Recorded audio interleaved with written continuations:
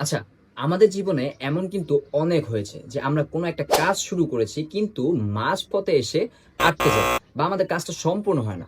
যেমন হতে পারে আমরা জিমে যাওয়া, ডায়েট করা বা কোনো একটা ব্যবসা।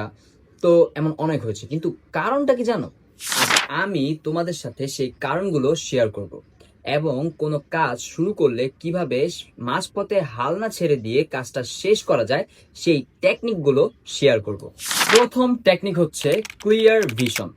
ধরো তুমি একটা ট্রেনে উঠেছো, কিন্তু ট্রেনটা কোথায় যাবে তুমি তা জানো না। তুমি কি তোমার গন্তব্যে পৌঁছাতে পারবে? ঠিক আমাদের জীবনও তেমনটাই। আমরা কোনো একটা কাজ শুরু করার আগে আমরা জানি না সেটা আসলে আমরা কেন শুরু করছি।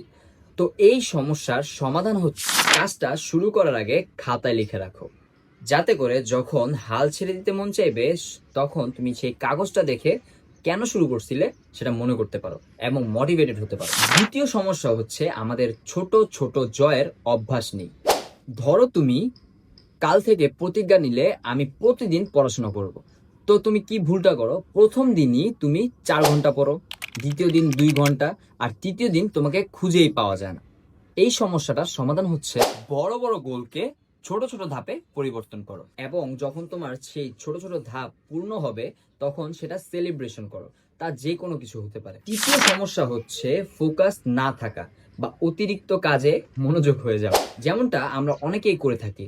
যেমন gym, freelancing, digital marketing, YouTubing, অনেক কিছু একসাথে করে থাকি, যে কারণে আমাদের একটা কাজও হয় না।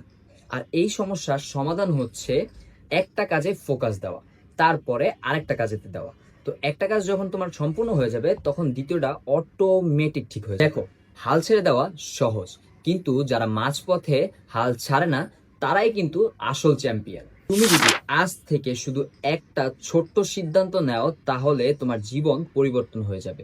সেটা হচ্ছে আমি যা শুরু করেছি তা শেষ করব। আর হ্যাঁ, যদি ভিডিওটা ভালো লেগে থাকে তাহলে লাইক করো আর কমেন্টে জানাও যে তুমি কোন কাজটা মাঝপথে ছেড়ে দিয়েছিলে, যেটা আবার শুরু করতে চাও।